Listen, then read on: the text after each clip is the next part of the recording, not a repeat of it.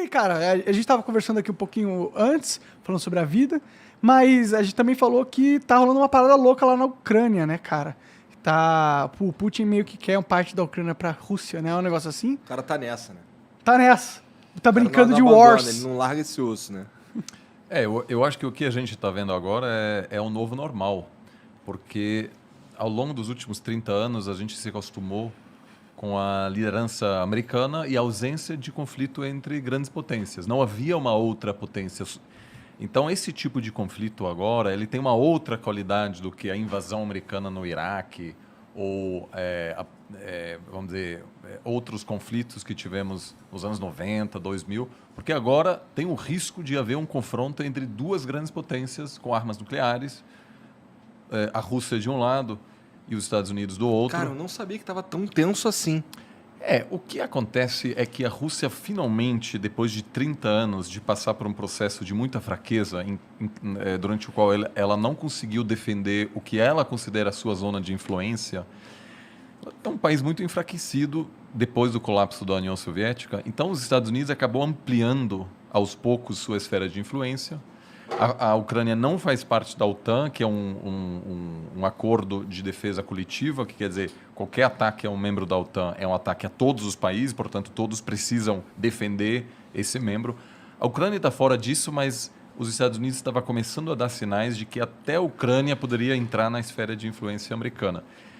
E a Rússia agora, depois de 30 anos depois do colapso, está ganhando a força novamente para tentar retomar esse espaço. A China também está de olho nisso e, claramente, se os Estados Unidos permitir que a Rússia novamente aumentasse sua esfera de influência, claramente vai tomar isso como um sinal de que ela também pode, aos poucos, estabelecer essa zona que qualquer grande potência quer. Né? O que uma grande potência quer? Segurança, integridade física, territorial. Porque na história internacional, países às vezes desaparecem. Então, o que qualquer país quer é segurança de fronteiras e a melhor maneira de você ter segurança é você controlar seus vizinhos. Os Estados Unidos teve essa grande sorte de ter dois vizinhos fracos, Canadá e México, e ter dois oceanos que protegem os Estados Unidos. A China não tem essa sorte, que está cheia de outras grandes potências, e a Rússia sempre também buscou controlar a Europa Leste. Então, agora, na verdade, é evidente que os Estados Unidos não conseguirá manter essa hegemonia que estabeleceu nos últimos 30 anos e a Rússia, aos poucos, está querendo retomar esse espaço perdido. Então, mesmo se houver uma solução agora a curto prazo, essa tensão geopolítica veio para ficar. Entendi. É o novo normal. Isso é a Rússia fortalecida ou os outros países enfraquecidos que deram esse sei lá, essa oportunidade? Você tá falando que os Estados Unidos se enfraqueceu, é Não, isso? tô perguntando, Eu acho que são os dois. O sistema, como a gente o conhece hoje, ele foi criado depois da Segunda Guerra Mundial e novamente depois da Guerra Fria. Então, os Estados Unidos estava muito superior. Claramente, era a única grande potência. A Rússia estava muito fragilizada e a China ainda não era uma grande potência. Então, era evidente que aquilo não era sustentável, que em algum momento a Rússia, que é uma superpotência energética, maior exportadora de gás natural, mas de vários outros produtos também, trigo, por exemplo, petróleo, que ela em algum momento ia se reerguer e reconquistar um espaço perdido. A China também cresceu a taxas incríveis ao longo dos últimos anos, vai superar os Estados Unidos. Então, essa posição privilegiada dos Estados Unidos, ela está se desfazendo agora. E esses processos de transição, eles sempre são difíceis, porque nenhum presidente americano pode dizer, ok, gente, lideramos a economia internacional por décadas, agora chegou a hora de passar o bastão para os chineses. Eles não podem fazer isso. Mas, ao mesmo tempo, a população americana não quer mais sustentar essa grande presença de bases. Por exemplo, havia um desejo americano de tirar as tropas do Afeganistão. O pessoal cansou, não queria mais.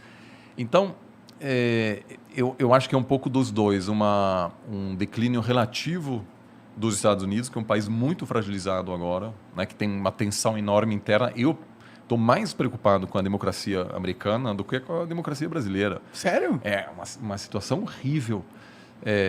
Eu cresci, né? Eu fiz o colegial no interior dos Estados Unidos e essa galera vive num planeta diferente.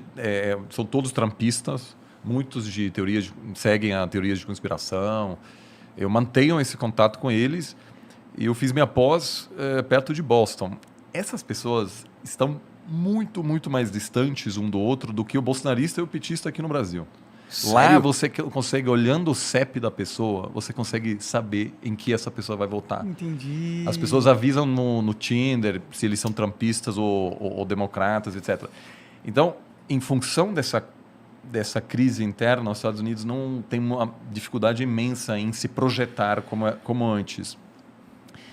Então, acho que são grandes ciclos históricos e não tanto a Rússia, mas acima de tudo a China terá um papel muito maior e o grande drama será negociar essa transição sem grande conflito. Que, aliás, deu certo 100 anos atrás. Quando a Inglaterra dominava o mundo, os Estados Unidos estavam em ascensão e a Inglaterra deixou os Estados Unidos assumirem a dianteira sem entrar em conflito com ela. Até porque já tinham perdido uma vez, né? Olha, eles sabiam que não fazia sentido. Era muito melhor se aliar à nova grande potência. Sim. Mas os Estados Unidos, ao longo dos últimos 100 anos, enfrentou uma ameaça existencial 3 vezes. A Alemanha imperial na Primeira Guerra Mundial. Aí, de maneira preventiva, os Estados Unidos entrou para derrotar a Alemanha, porque sabia que se a Alemanha ia vencer na Primeira Guerra Mundial, o próximo alvo seriam os Estados Unidos. Aí, de novo, a Alemanha nazista e Japão imperial. Derrotou os dois para não sofrer um ataque depois. Acabou, na verdade, sofrendo no Havaí, né? Pearl Harbor. Agora, com a China, a estratégia foi outra. Foi de querer abraçar a China economicamente, fazer comércio com os chineses, se abrir a eles, na esperança de que os chineses, ao se desenvolver economicamente, iam aceitar essa ordem. Que foi uma grande aposta e agora, aos poucos, os americanos se dão conta que aquilo não funcionou. Os chineses, graças à ajuda americana também, se desenvolveram, vão se transformar na maior economia do mundo, mas olham para os americanos e acham, a história americana é assim em comparação com a história chinesa. Então, para os chineses, jamais se integrariam num sistema liderado pelos Estados Unidos. E a Rússia também, a grande aposta de chamar a Rússia para dentro do sistema fracassou. A Rússia fazia parte do G8, aí saiu, aí voltou a ser G7. Então, esses dois estão claramente, não estarão dispostos a ter um papel secundário, né? Então, acho que a gente está indo claramente nesse caminho. E a Ucrânia? A Ucrânia está afim de integrar a Rússia? Cara, a Ucrânia realmente é um país que hoje está um pouco fora das esferas de influência, e isso é um perigo para um país, porque a Alemanha, por exemplo, queria fazer parte da esfera de influência dos Estados Unidos, queria integrar a OTAN. Depois do fim da Guerra Fria, a Polônia também foi para esse lado. A Ucrânia, na verdade, é um país muito novo, independente faz 30 anos só. A capital ucraniana foi a primeira capital russa. Então, os dois países estão muito conectados. Entendi. Caralho, entendi. E a capital só depois ela migrou de Kiev para Moscou. Então, o Putin sempre fala, a Ucrânia não é um país independente, somos irmãos. E, de fato, muitos líderes... É muito comum você ter um pai ucraniano, uma mãe russa, etc. Ou seja, tem muita conexão. O povo é muito conectado. Mas hoje é um país independente. E tem muito ucraniano que prefere não ser dominado pela Rússia. O país, na verdade, está dividido no meio, e a parte ao leste tem uma forte presença de pessoas que falam russo em casa, que têm até uma certa simpatia com a Rússia. E do outro, é uma população que prefere estar mais próxima à Europa. E nas eleições você vê claramente que essa divisão existe E ao longo dos últimos anos sempre teve um pouco um presidente pró-russo e às vezes um presidente pró-Europa, pró-Estados Unidos, e obviamente as duas potências, por meio de financiamento de campanha, assessoria política, envio de armamentos, etc., busca influenciar esse país que está um pouco exposto nesse momento. Entendi. O que tem de tão legal na Ucrânia para o russo querer tanto aquele Cara, território? cultura, né, mano? Será a capital do país uma época. Mas é só isso? Não tem Tem- dinheiro envolvido? Olha, Já não tem sei. a parte cultural, mas, como eu falei, a Rússia quer ser uma grande potência. E ela é, na verdade. E o colapso da União Soviética foi foi um grande trauma. Agora, tem duas formas de lidar com trauma. A Alemanha também queria ser uma grande potência, colapsou, foi ocupado por outras potências em 1945. Né? Todos os alemães sabem dessas imagens dos russos e americanos chegando em Berlim, na capital. Poucos anos depois do Hitler prometer controlar toda a Europa. E a Alemanha contentou-se com um outro papel. Hoje a Alemanha é uma potência pacifista. O exército da Alemanha é muito pequeno. Quando a Alemanha foi chamada para participar da guerra no Afeganistão, eles toparam, mas depois se deram conta que não havia avião de transporte para levar as tropas para o Afeganistão. Ou seja, não tem umas forças armadas sérias. Nenhum general dá pitaco na política alemã, ninguém quer saber. E a Alemanha gostaria de deixar os assuntos mais tensos militares para outros países. Então, eles não querem mandar... Então, houve aí uma mudança que a população alemã aceitou que o plano de dominação mundial fracassou, ainda bem, Aham. e também porque não tinha outra escolha, estava ocupado. Aceitou que a partir de agora a Alemanha seria talvez uma potência econômica, mas jamais uma potência militar. A Rússia também passou por um processo de colapso, de muita humilhação.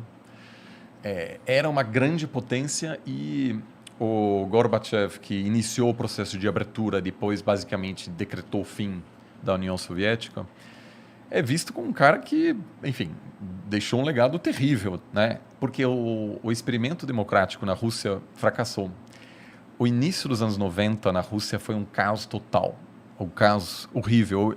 Tem um amigo russo mais velho que esteve na Venezuela recentemente, que atualmente é um país meio anárquico também. Ele falou, olha, esse aqui é igual Moscou em 93. Muita grana, zero polícia na rua, não tem regra.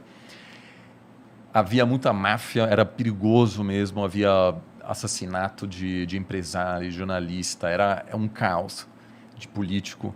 E aí veio o Putin e falou, gente, vamos reerguer essa nação.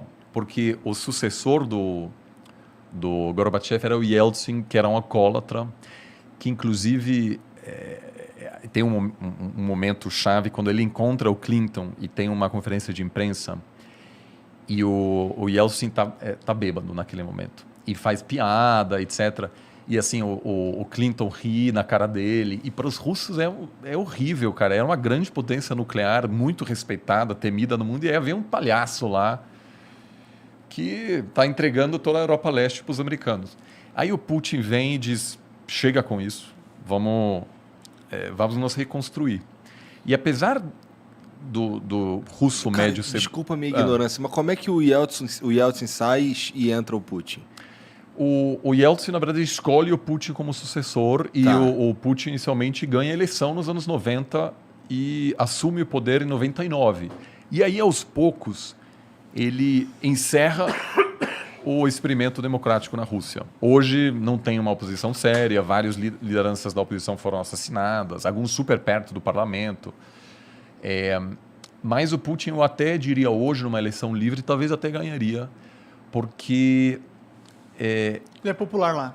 Trouxe Ele o é popular. respeito. Uma das primeiras coisas que ele fez é adotar novamente o hino da União Soviética, né? Ou seja, uma pessoa que diz, olha, a Rússia merece ser uma grande potência e, portanto, a gente precisa de segurança nas nossas fronteiras. Então, quando você pergunta por que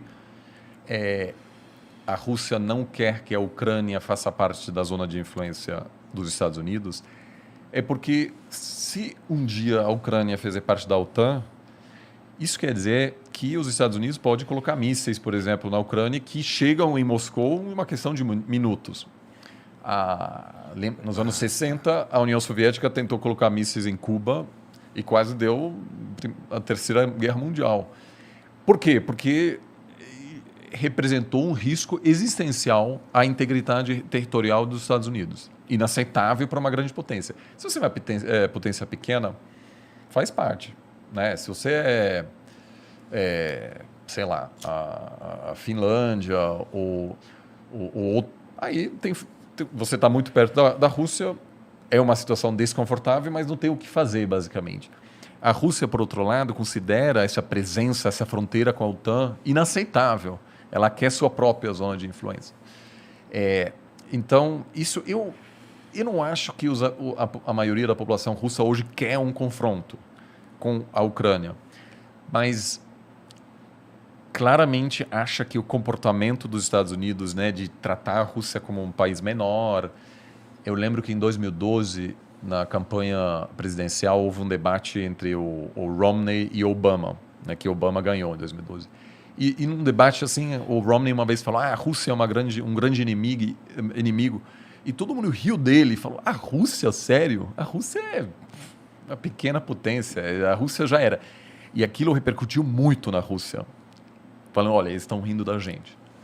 Então, vamos aos poucos retomar. Agora, a Rússia acumulou tanta reserva internacional agora por exportar gás, que ela chegou num ponto em que ela não depende mais tanto, ela não sofreria mais tanto se houver sanções severas dos Estados Unidos De dela. embargo.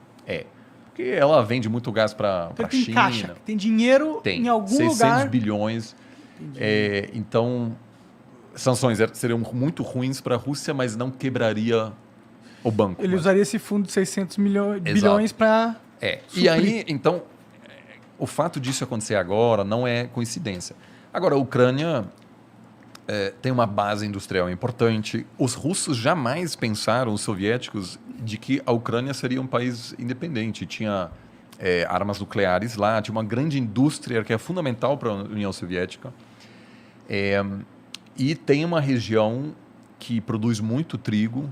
A Rússia é responsável por 1/3 da exportação de trigo do mundo, então é uma superpotência. E com a mudança climática, cada vez mais terras na Rússia podem ser utilizadas para a agricultura, que antigamente que interessante, era congelado permanentemente. E agora, com essa mudança, a Rússia vai se tornar um grande exportador de grãos. Agrícola, né? Porque a foda, Sibéria, cara. tudo isso está aos poucos. A gente se fode com isso, porque vai ficar mais quente, aqui talvez vai ter lugares onde não vai... O Brasil pode ser um dos grandes perdedores, porque o padrão de chuvas já muda, né? E toda a produção agrícola brasileira precisa das chuvas da Amazônia. Então, se você tem um colapso lá, afeta a economia brasileira. A Rússia é um dos ganhadores, junto com o Canadá, que o Canadá também consegue produzir mais. Pode crer. Então, eu acho que sim, tem vantagens econômicas, mas, acima de tudo, é uma questão de segurança, que a Rússia não quer ter os militares, vamos dizer, de um outro bloco tão perto da fronteira. Que é tipo Wars mesmo, né, que você está jogando, né? Se ele não quer a fichinha ali. Porque onde está a maioria da população russa? Está perto da Europa. Então, se você vai para... aliás, é incrível, se um dia vocês tiverem tempo, visitar a Sibéria, que, sobretudo no verão, é muito interessante. Você pode... A Sibéria vai... Aí, até do outro lado, a Rússia faz quase fronteira com o Alasca, né? Só que lá, ninguém mora lá. Na verdade, tem até um problema de migração chinesa, porque a China expande muito e, aos poucos, está comprando terras desse outro lado. Mas a maioria da população russa está perto de Moscou, perto da Ucrânia. Então, o fato de você ter uma presença americana lá atrapalha os russos muito mais do que a ascensão chinesa que, enfim, acontece lá longe na Sibéria. E a China é mais um provável aliado da Rússia do que os Estados Unidos, né? E aí vem o grande problema, porque o que muita gente nos Estados Unidos diz? Botar sanções, se os russos invadirem a Ucrânia, por exemplo, tirar eles do sistema bancário internacional, impossibilitar que qualquer pessoa faça negócio com a Rússia. Isso para a China é excelente, porque a Rússia faz o quê? Vai ter que fazer negócio com a China. Então, sanções, eu pessoalmente acho que não dá muito sinal. Em Cuba, por exemplo. Pelo que você está dizendo aí, se houverem sanções à Rússia, quem fortalece a China. Claro, porque a Rússia vira mais dependente de outros atores, Eles que não é, querem acima fortalecer de tudo, a a China. E também, se você impuser sanções, o governo pode culpar qualquer problema apontando para as sanções. Dizer, a gente está super mal, mas é a culpa dos outros. É um pouco o que acontece em Cuba, Venezuela, Irã, todos são países onde você tem um fortíssimo nacionalismo, porque o governo pode dizer, a gente está numa grande batalha, e quem realmente sempre sofre mais com as sanções são os mais pobres, porque sempre tem um jeito de conseguir os produtos. Eu, alguns anos atrás, fui para a Coreia do Norte. Sanções, não dá para comprar nada a princípio. Aí, jantar com o governo, etc. Heineken, tudo. Por quê? Porque o cara chega, sei lá, Da China. dá um jeito, entendeu? Tinha tudo. Então, a elite política não sofre com sanções, porque sempre conhece alguém que conhece alguém, tal, que traz... Quem sofre é a galera mais pobre. Então, eu espero muito que essa não será uma das respostas do Ocidente, se tiver um conflito.